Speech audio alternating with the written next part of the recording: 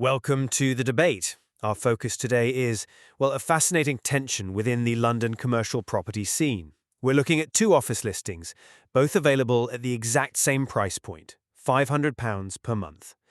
And that rigid budget, it really forces a direct comparison of what value even means. It does. It absolutely does. We have two completely different philosophies here, really, fighting for the same budget. And it makes you ask the question, what is a modern business actually buying? Is it buying external projection or is it buying internal function? The central question then is pretty clear. Which of these models provides a better, more enduring foundation for a business today, at this specific price? I'll be making the case for the superior organizational value of historic prestige, the established infrastructure you find at 53 Duke Street in prime Mayfair.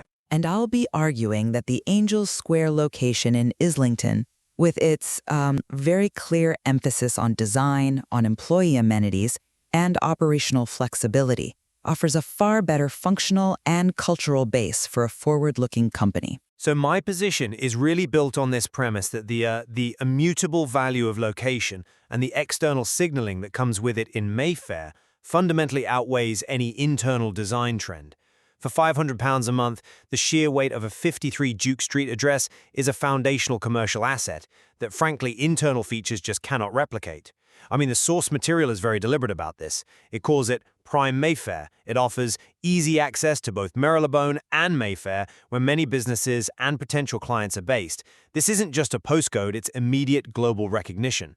The space itself, it blends that history. You've got the original high ceilings and wooden floors with all the necessities, fiber internet, 24-hour access. You get instant client credibility and the implied consistency of a managed space. That, to me, justifies the price through status alone. I understand the appeal of status, I do. But that line of reasoning, it sort of overlooks the fundamental shift in where organizational value is actually created today. Success is driven by talent, by acquiring and retaining talent, not just by the street name you print on a business card.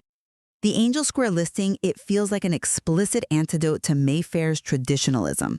The listing calls it a stunning, creative serviced office, and it's deliberately inspired by the Memphis movement.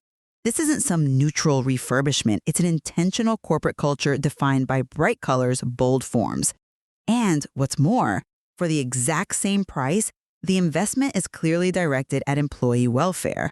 Private phone booths for focused work, bike storage, showers and lockers, and crucial access to the lifestyle on Upper Street. The functional benefits here offer a measurable return, I think, through productivity and staff loyalty, something the prestige of Duke Street can't really promise.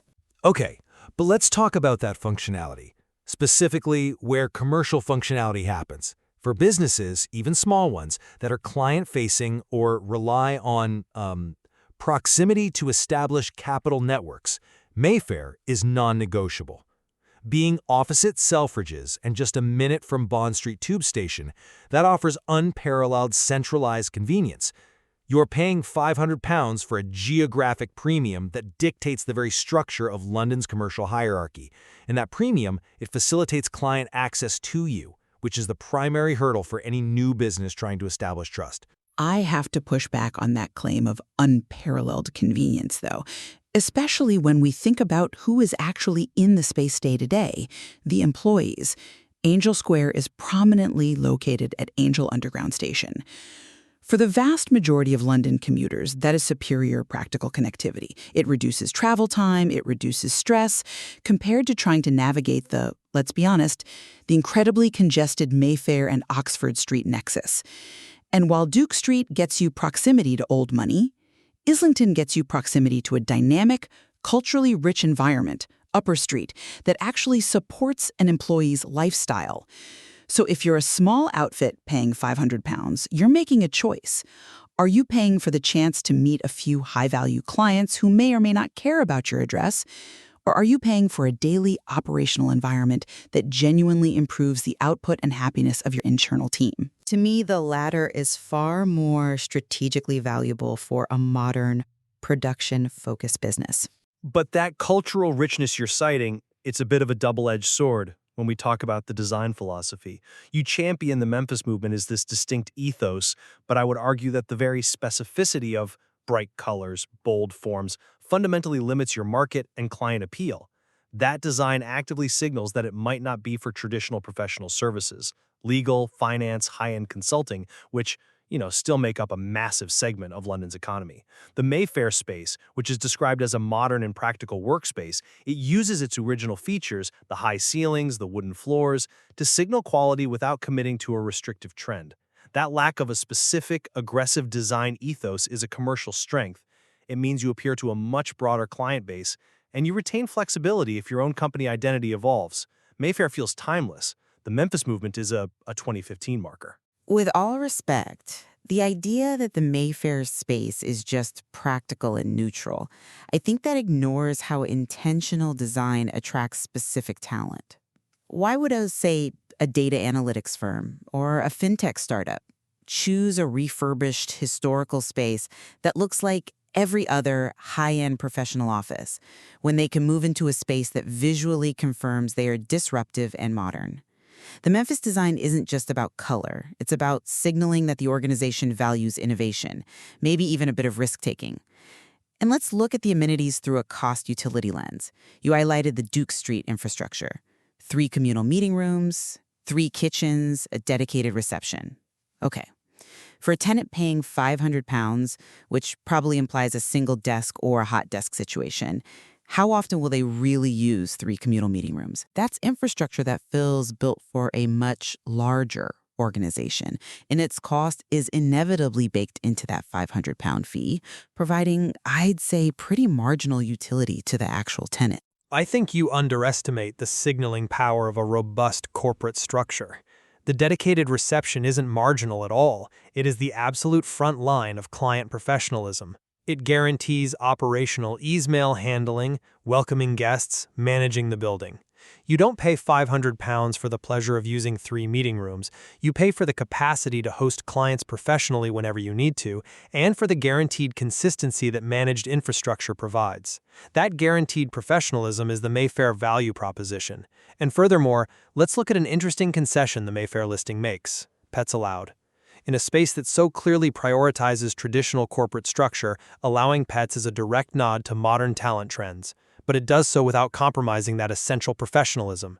It's a measured compromise. It shows they are adapting. That's a compelling point about the reception desk, but I would argue that Islington amenities show a more sophisticated understanding of how people actually work today. You cite the 3 meeting rooms. I cite the private phone booths. Which is the greater daily productivity asset for a remote worker or a small firm? A formal room for a big client meeting you might have once a month, or a dedicated, quiet space for uninterrupted video calls and private conversations that you need multiple times a day? The phone booths, combined with the showers and lockers, they directly address the reality of hybrid and flexible work patterns in London. Showers facilitate cycle commuting, midday exercise. That links directly to employee well-being and therefore productivity. Angel Square is equipped for the worker, whereas Duke Street feels optimized for the occasional client visit. But this focus on the individual worker's well-being, it overlooks the immediate operational value of consistency. The Mayfair listing implies it's a managed office space. That guarantees immediate operational readiness. All the administrative friction, utilities, cleaning, maintenance, IT setup, it's just gone. For a small, high-value firm, the cost of their time spent dealing with that admin far outweighs the cost of the embedded management fee. That predictability in cost and function is a strategic asset. You know exactly what you get, and that consistency reflects back onto the perceived reliability of your own business, especially for clients who value stability. I'm just not convinced that the consistency of a managed office outweighs the long-term risk of non-flexible terms, not for a business on a tight budget of £500 a month. The Islington listing explicitly states flexible terms, and flexibility is organizational agility. It allows a business to scale quickly up or down without being trapped in a long lease obligation, which is crucial if you're trying to get early-stage funding or navigate a downturn. In a managed office, that embedded cost structure often means you are paying a premium for services you might not fully use, and escaping the contract usually involves high penalties. The flexibility in Islington represents genuine strategic value that impacts the balance sheet far more than the prestige of an address. I'd have to disagree on that financial assessment. While flexible terms sound attractive, they often mask variable costs, future uncertainty. A managed office ensures total cost predictability, month to month, which is essential for budgetary discipline. And crucially, it transfers all the capital expenditure risk, like IT infrastructure, refurbishment, onto the provider. The consistency of a managed Mayfair setup is not just operational, it's a financial buffer that allows a small business to focus its limited capital and attention solely on its core work. But that risk transfer comes at the cost of control. If a business needs a specific IT setup or needs to change the layout for new staff, the managed office structure dictates those constraints. Angel Square, by prioritizing flexibility, it acknowledges that modern businesses need control over their own operational environment to succeed. And when a business outgrows the space, the flexible terms mean they can exit gracefully and efficiently. That efficiency in scaling or exiting is arguably the most valuable long-term asset a small, growth-focused entity can possibly have. To conclude my position then, when you're faced with this trade-off at £500, the Mayfair location provides an enduring commercial asset that transcends internal functionality. The unparalleled external visibility, the immediate client trust that address gives you, and the robust, guaranteed consistency of the corporate infrastructure, the reception, the hosting spaces, offer a platform for external growth that you just can't find anywhere else at this price. It's a foundational investment in credibility. And my conclusion remains that the Islington listing offers superior functional depth and cultural strategy. When money is fixed, the organization has to optimize for its internal health.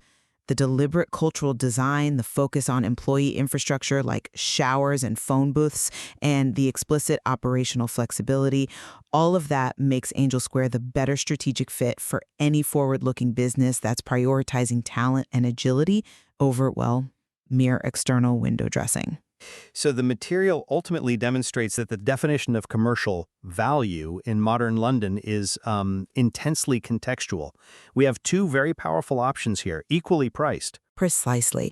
And the decision rests entirely on whether a business's strategic needs demand that it leverages external prestige for client relations or optimizes its budget for internal function, culture, and adaptability for its own people. It's a choice between the image and the engine.